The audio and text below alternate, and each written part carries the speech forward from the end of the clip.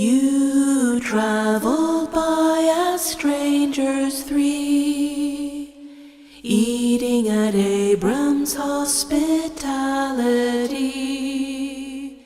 You find a way of visiting like friends to meet us where we are.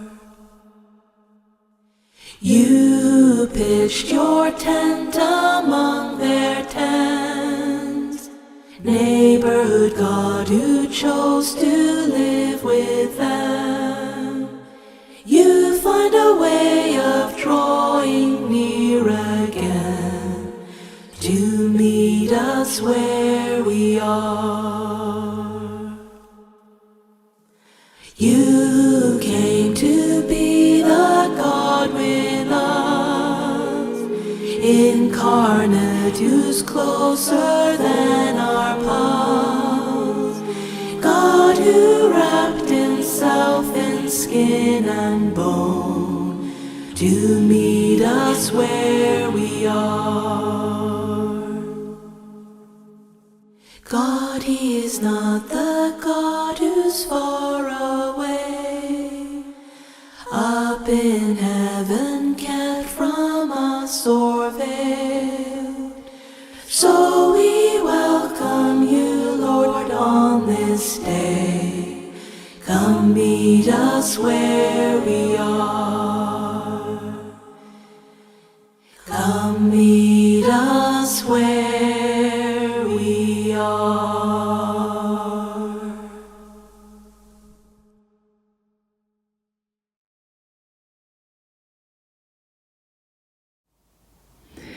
Good morning to you all, and a very warm welcome to Shabbat at the house. My name is Natalie Kendel. I am pastor here at the house, and I will also be your host for today. For those of you who are new here, the house is an online house church. You've joined us on our official YouTube channel where you can find stories, music, and events we've shared. And if you want to keep updated on what's happening and when, you can find us on our various social media accounts where we share announcements and news. Coming up this morning, we will be singing together, sharing prayer and meditation, and we'll be exploring a story found in 2 Samuel chapter 12. But to begin with, we have a few bits of information for you.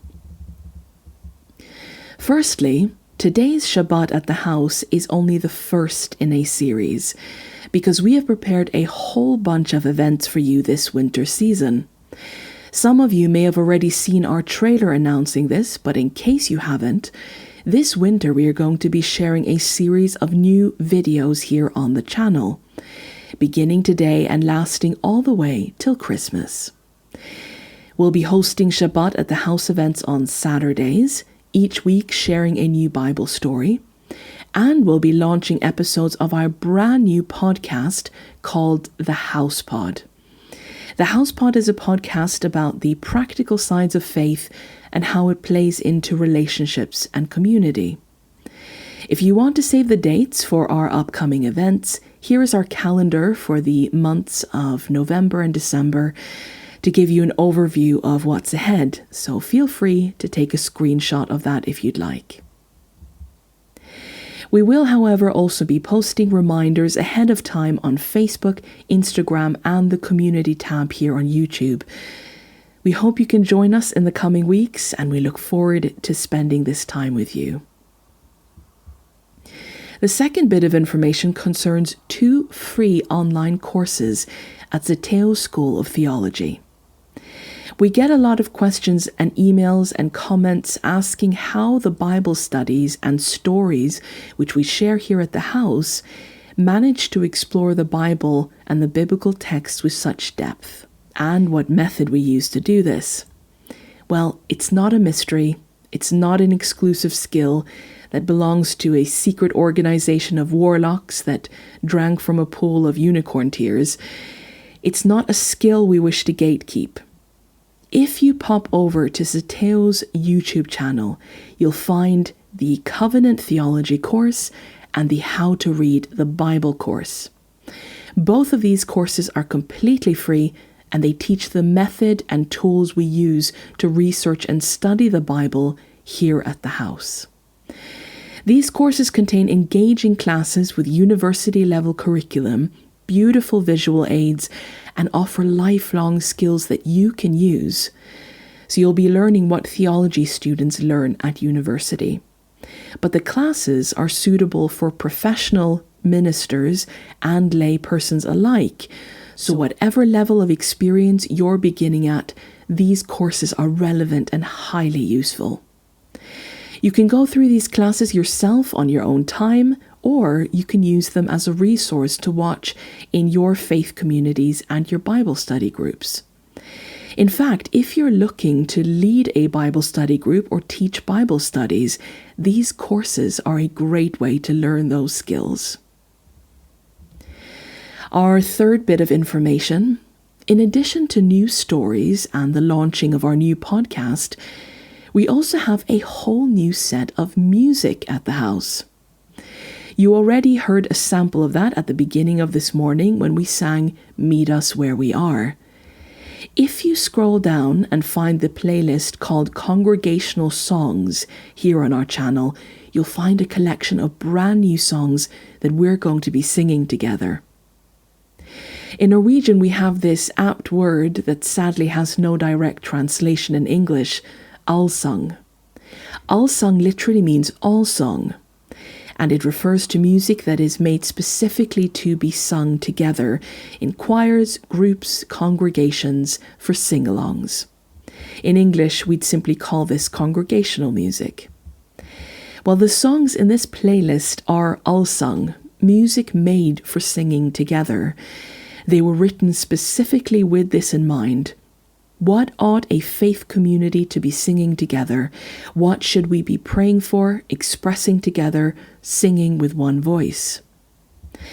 You can listen to these songs and familiarize yourself with them, and in the coming weeks, you'll be hearing us singing some of these as we meet together. As time goes on, we'll add more songs to our congregational music playlist until we hopefully end up with a sort of online hymn book, if you will, a collection that you can also use as a musical resource. Feel free to use and teach these songs in your local churches and meeting groups. And finally, our last bit of information. Next week, on Saturday the 9th of November, we have another Shabbat at the House event, during which we'll be sharing a story called Your Servant is Listening. Now, this will be an extra special story with a full 1 hour feature instead of the usual approximately 30 minutes. So don't miss out on next week's special feature story. It's going to be a really good one. Same time, same place, next Saturday. And that's it for today's announcements. Let us now sing together, Your Mercy is Greater.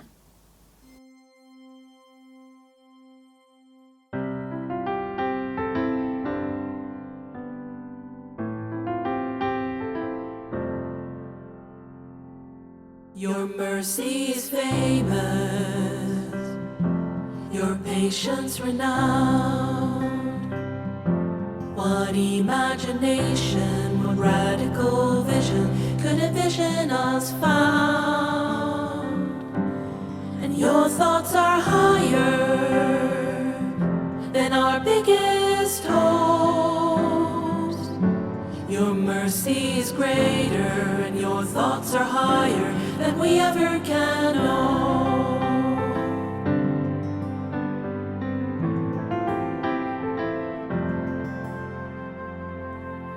Your kindness is zealous, your helpfulness warm.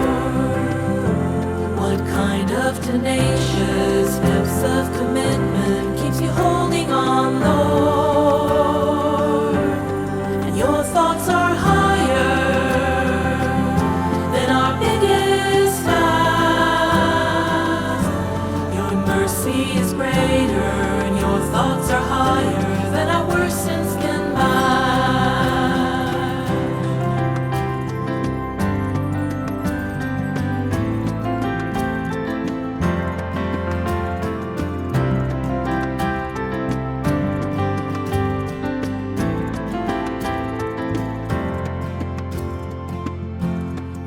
plans are audacious, your strategy's wild. Is it not outrageous to fight for a race self-destructing and blind? But your plans are higher than our biggest mess, and we'll find your mercies running to meet us with a loving embrace. Your plans are better than our biggest mess. We'll find that your mercies running to meet us with a loving embrace. Your mercy is greater and your thoughts are higher than the mess we have made.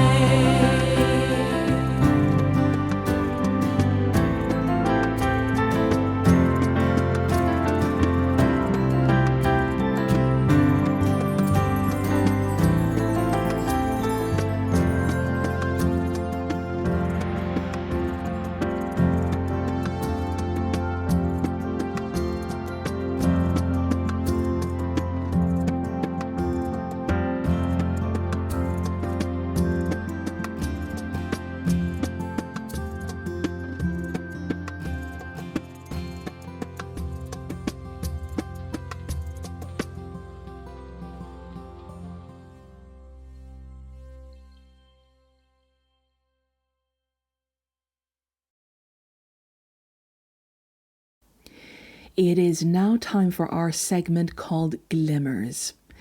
Glimmers are small moments that can spark opposite emotions to triggers, such as joy, peace, and safety. Glimmers stimulate the parasympathetic nervous system, which produces sensations of calm and relaxation. The term was coined by clinical social worker Deb Dana in her 2018 book, The Polyvagal Theory in Therapy. Glimmers have a positive impact on mental health and well-being. You can make glimmers even more impactful by finding someone to talk about them with. Well, today's glimmer is a video shared by a woman in Nebraska called Cornelia Murr. Cornelia and her mother were out walking on the open prairie of Alma, Nebraska, when they heard a bunch of noise overhead. They had stumbled into the path of a mass southern migration of snow geese. The visual was so beautiful they lay down to watch, and this is what they filmed.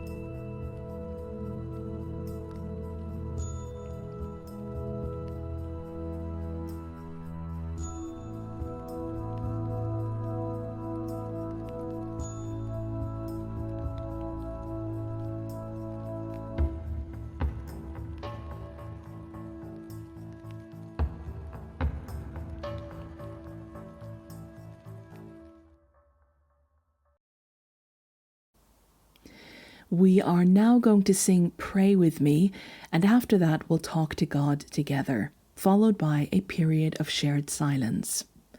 And after that we'll dive right into our story for the day.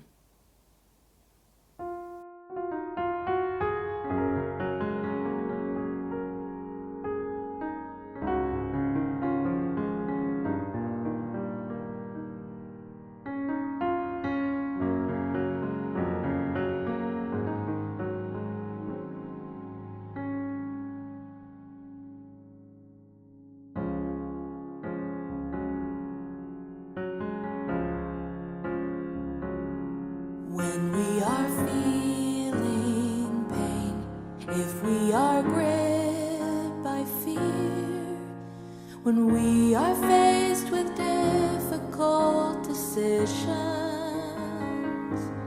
if we are caught in need, feeling anxiety, then there is one who gladly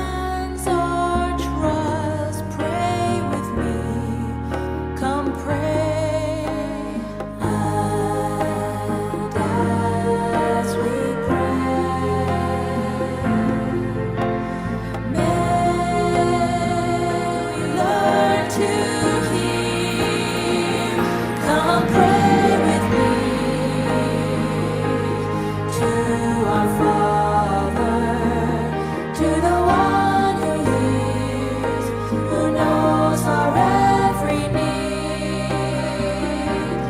For our priest understands our trials. Pray with me. Come pray with me. For our priest understands our hearts. Pray with me. Come pray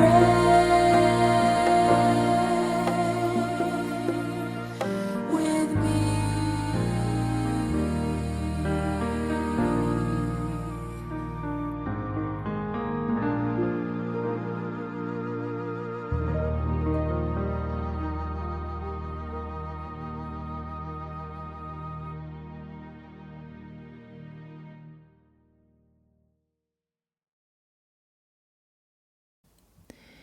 Jesus, please give us each today the ability to hear wisdom, to not disregard what is wise or minimize what is important.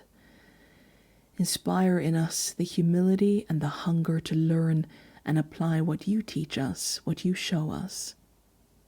To those who need it today, restore in them a joy that is dynamic and swelling. To those who need comfort, bring waves of healing and reassurance and affirmation. To those who are seeking, grant them the answers or perhaps the right questions. And to all of us, as we sang at the beginning, meet us where we are, where each of us are emotionally, mentally, strength-wise. Let your Holy Spirit move us towards something good today, and as we now share in silence together, bring our thoughts and our focus to the things that you'd like to communicate and that you'd like to tell us.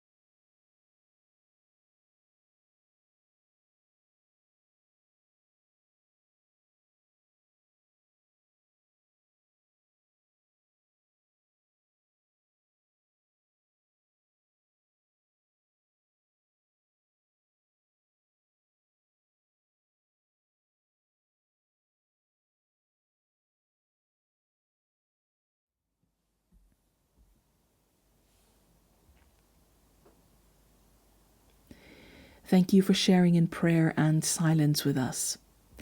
Now, without further ado, let's dive right into our story for today.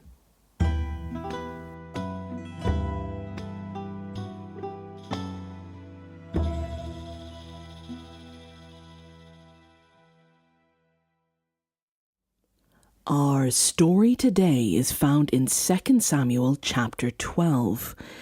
Our setting is the royal palace in Jerusalem. David is currently the king of Israel, and Nathan, a prophet, is about to approach the king. The Lord sent Nathan to David. When he came to him, he said, "There were 2 men in a certain town, one rich and the other poor. The rich man had a very large number of sheep and cattle, but the poor man had nothing except one little ewe lamb he had bought. He raised it, and it grew up with him and his children. It shared his food, drank from his cup, and even slept in his arms. It was like a daughter to him. Now a traveller came to the rich man, But the rich man refrained from taking one of his own sheep or cattle to prepare a meal for the traveler who had come to him. Instead, he took the ewe lamb that belonged to the poor man and prepared it for the one who had come to him. David burned with anger against the man and said to Nathan, "As surely as the Lord lives, the man who did this must die. He must pay for that lamb 4 times over because he did such a thing and had no pity." Then Nathan said to David, "You are the man." The context of our story today begins in the chapter before this one, in chapter 11. Here we find the story of David and Bathsheba. One day, King David views from the roof of his palace a woman bathing. Smitten with her, he seeks information about who she is, and finds out that she is the wife of Uriah, a soldier in David's military army. Despite her being married, David has her brought to him, and he sleeps with her, and then she is returned home. Soon after, Bathsheba sends word to David that she's pregnant by him. Now David cannot pretend this is not his child, because Uriah has been away on a military campaign. He's not been home. He's been off serving his king and people. The first thing David does in an attempt to hide what he's done is when Uriah returns home, he urges Uriah to go home, relax, stay with his wife. David is hoping Uriah will sleep with his wife and assume the coming child is his. Only David finds out that Uriah doesn't do this. Verse 9, "But Uriah slept at the entrance to the palace with all his master's servants and did not go down to his house." "Why didn't you go home?" David asks him. Uriah said to David, "The ark and Israel and Judah are staying in tents, and my commander Joab and my lord's men are camped in the open country. How could I go to my house to eat and drink and make love to my wife? As surely as you live, I will not do such a thing." Seeing that this cover-up tactic won't work, David then sends Uriah back to the battlefield. In the morning, David wrote a letter to Joab and sent it with Uriah. In it he wrote, "Put Uriah out in front, where the fighting is fiercest. Then withdraw from him so he will be struck down and die." So while Joab had the city under siege, he put Uriah at a place where he knew the strongest defenders were. When the men of the city came out and fought against Joab, some of the men in David's army fell. Moreover, Uriah the Hittite died. Joab, David's military commander, sent David a full account of the battle. He instructed the messenger, "When you have finished giving the king this account of the battle, the king's anger may flare up, and he may say to you, 'Why did you get so close to the city to fight? Didn't you know they would shoot arrows from the wall?'" Verse 22. The messenger set out, and when he arrived, he told David everything Joab had sent him to say. The messenger said to David, "The men overpowered us and came out against us in the open, but we drove them back to the entrance of the city gate. Then the archers shot arrows at your servants from the wall, and some of the king's men died. Moreover, your servant Uriah the Hittite is dead." Verse 26. When Uriah's wife heard that her husband was dead, she mourned for him. After the time of mourning was over, David had her brought to his house, and she became his wife and bore him a son. But the thing David had done displeased the Lord. This is our context, the events leading up to our scene in 2 Samuel 12, where Nathan the prophet approaches David. Nathan tells the king this story of a rich man and a poor man. The rich man has lots of sheep and cattle. The poor man only has one sheep, a sheep which he loves dearly. But when a traveler passes by and there is call to show hospitality and to feed him, does the rich man take one of the animals from his abundant flocks and slaughter it? No. he takes the one sheep from the poor man. And we're told that upon hearing this story, David burned with anger. Not only does David burn with anger against the rich man, but his anger leads to a fierce sentence. As surely as the Lord lives, the man who did this must die. He must pay for the lamb 4 times over because he did such a thing and had no pity. As surely as the Lord lives, the man who did this must die. Now, this is not the first time that David's anger has burned, nor is it the first time it is mentioned or alluded to in recent memory. In fact, David's anger comes up in the previous chapter which we just read, chapter 11. When David's military commander Joab is going to send back a messenger to the king with a report, with an update of what's happened on the battlefield, Joab warns the messenger. He, that is Joab, instructed the messenger, "When you have finished giving the king this account of the battle, the king's anger may flare up." Now, why would Joab say something like that? Joab had been with David a long time. He had known David for years, since he was a younger man on the run, an outlaw escaping the murderous King Saul, his predecessor. Joab was one of the band of David's mighty men, a warrior, a confidant of David. He had seen David in a variety of situations, high-pressure situations, crises. Not only that, but Joab is no meek and mild lamb himself.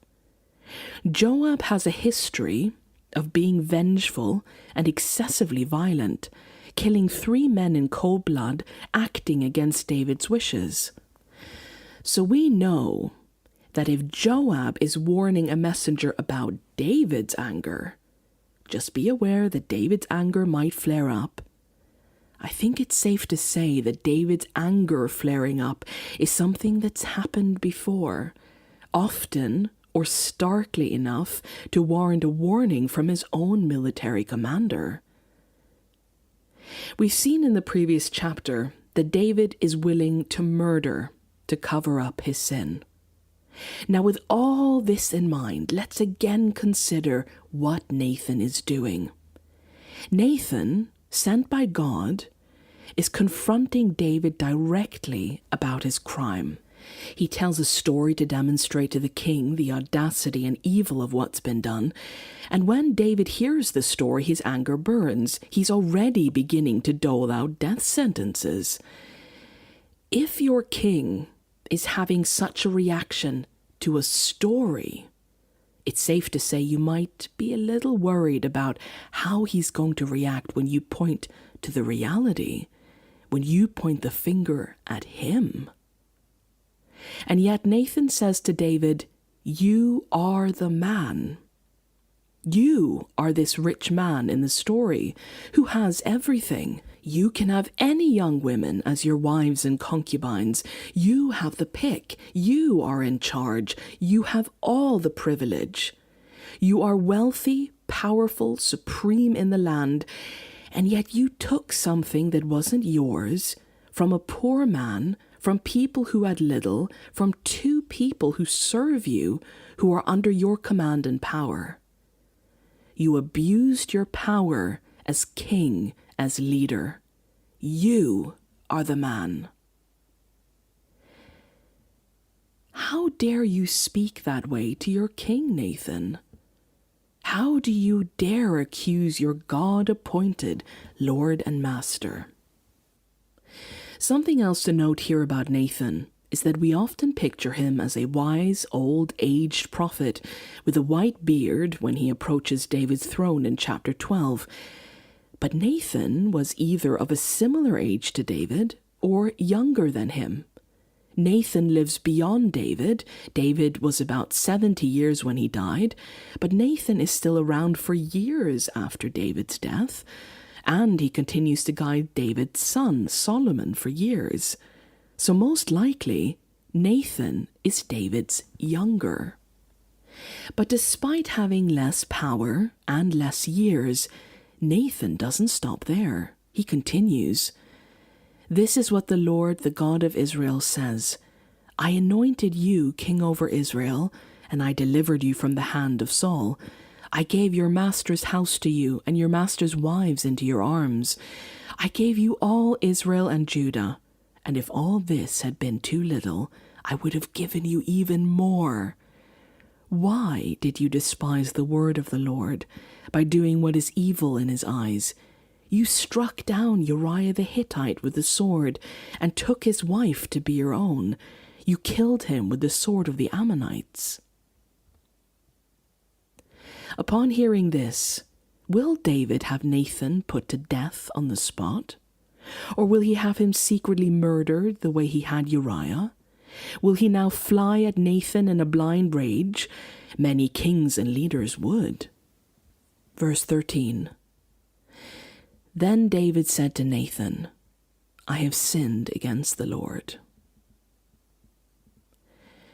Upon being confronted, David admits that he has sinned, that what he has done is wrong. Now, David was not a good man. There are no good men save one. All fail, all mess up, although not all to this degree. But this story in 2 Samuel 12 demonstrates to us that there is a difference between David as a leader and many other leaders. This difference didn't lie in him being perfect, nor in a flawless record. What he did to Bathsheba and Uriah was a horrific crime. But the difference lies in how David responds when confronted with his sin, how David responds when approached with his faults, with his failure. He is confronted by a subordinate with a direct and unwavering condemnation, and he responds with what? Admittance, truth, honesty, accountability. No excuses, no defense, no deflection, but with confession. And note here that a man who is known for having high passions and whose anger flares up, he doesn't use his anger as an excuse to react aggressively, violently, to rant and rave, or to blow up on Nathan. David confesses his wrongs, and Nathan responds by saying, "God has forgiven you. He will forgive you. You're not going to die." Note that God's judgment is more merciful than the one David was ready to dole out earlier. The Lord has taken away your sin. You are not going to die. Now, we could end this story here. We could conclude with how unusual it was for a king to respond to an accusation in this way. But the story doesn't end here. A remarkable twist shows up, and it's easy to miss. It's tucked away in the folds of one of the least interesting, most dreaded parts of Bible stories, namely a chronology. Over in another book of the Bible called 1 Chronicles, the story of the kings of Israel and Judah are told. And in 1 Chronicles chapter 3, we find a record of the children of David. Chapter 3 opens like this. These were the sons of David, born to him in Hebron. The firstborn was Amnon, the son of Ahinoam of Jezreel. The second, Daniel, the son of Abigail of Carmel. The third, Absalom, the son of Maacah, daughter of Talmai, king of Geshur. The fourth, Adonijah, the son of Haggith. The fifth, Shephatiah, the son of Abital. And the sixth, Ithream, by his wife Eglah. These 6 were born to David in Hebron, where he reigned 7 years and 6 months. David reigned in Jerusalem 33 years, and these were the children born to him there: Shammua, Shobab, Nathan, and Solomon. These 4 were by Bathsheba, daughter of Amiel. There were also Ibhar, Elishua, Eliphelet, Noga, Nepheg, Japhia, Elishama, Eliada, and Eliphelet, 9 in all. All these were the sons of David, besides his sons by his concubines, and Tamar was their sister. Among his children is a son named Nathan. It is one thing to bow your head and take the critique of someone, but even when that critique is founded and true, our pride, our ego, often causes us to do everything from hate the messenger to completely avoid and dissociate from said messenger. When we're called out for our wrongdoing, we often avoid the person who saw our faults laid bare. We don't want to be around a person like that. They cause us discomfort. We can't pretend around them. They know what we've done. They've seen an ugly part of us. But David calls his son the same name as the prophet. And the timeline reveals that he does this after the incident in 2 Samuel 11 and 12. So after his adultery, murdering, and being confronted by the prophet. This is confirmed in the genealogy we just read in 1 Chronicles 3, verse 5. David reigned in Jerusalem 33 years, and these were the children born to him there, Shammua, Shobab, Nathan, and Solomon. These 4 were by Bathsheba. So not only is this the order of events, but we're told David had his son Nathan with none other than Bathsheba. Nathan was the elder brother of Solomon, whom David also had with her. In case there was any doubt in our minds that David isn't shying away from this deliberate connection, he calls his son, whom he has with Bathsheba, to whom he committed such a heinous crime, the name of the man who pointed his finger at David's sin and called him out on it. The messenger of criticism is often a hated person, even when their criticism is spot on, even when all they're doing is holding up a mirror so that we may see our true face. There's a reason the saying goes, "Don't kill the messenger," because the bringer of such truth makes us uncomfortable, makes us look bad, causes us to have to face the reality of what we've done, the truth of our choices. And often we then avoid those who saw our faults laid bare like that. We don't want to keep being around that person. At best, we'll avoid them. At worst, well, there's a long list of options there. Attacking them, assassinating their character to try to discredit them, making excuses, shifting blame, projecting, making threats. But David names his son after the prophet who pointed the finger at him. He honors the messenger. His son will be a living daily reminder of the man who confronted his king.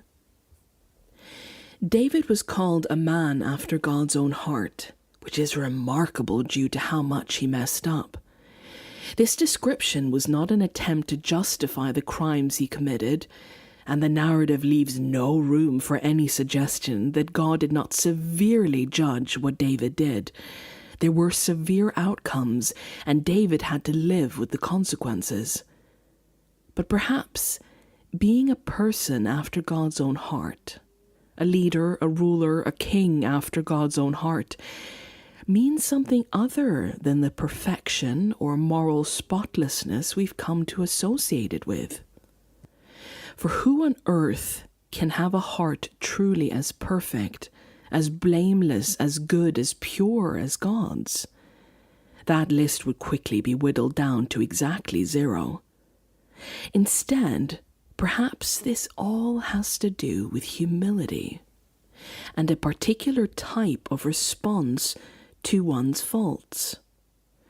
David was a leader who fessed up to his wrongs, humbly, clearly, taking accountability without wavering or excuse, even in a matter, the story demonstrates, he was clearly deeply ashamed of and wanted to cover up.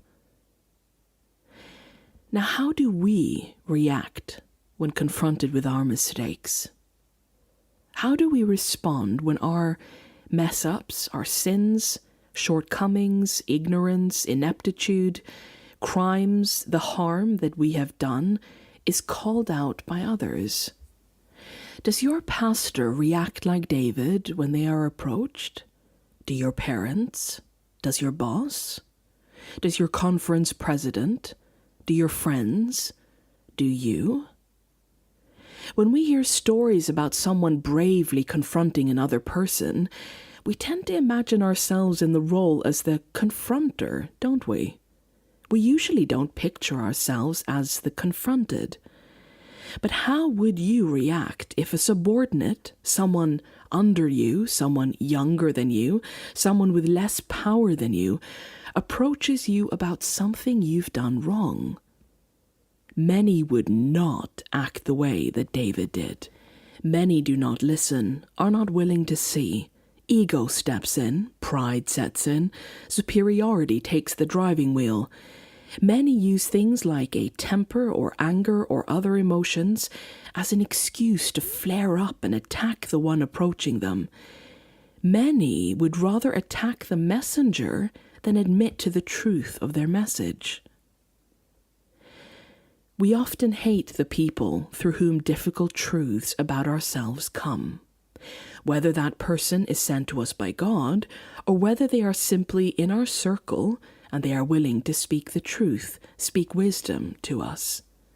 But do we take ownership of our mistakes? Are we, whatever our personality, background, culture, baggage, mindset may be, are we approachable? Are we willing to guard ourselves with humility so that the harm we do can be met with honesty and be made right? How do we respond? And now imagine being in David's situation and then naming your son Nathan. Nathan means gift of God or God has given in Hebrew. Imagine naming your child after the prophet who pointed out your wrongs and then calling him a gift that God has given. When was the last time you called someone's criticism of your wrongs a gift? What sincere regret, remorse, repentance, and humility does that demonstrate about David? And what does that tell us about what type of leader is after God's own heart?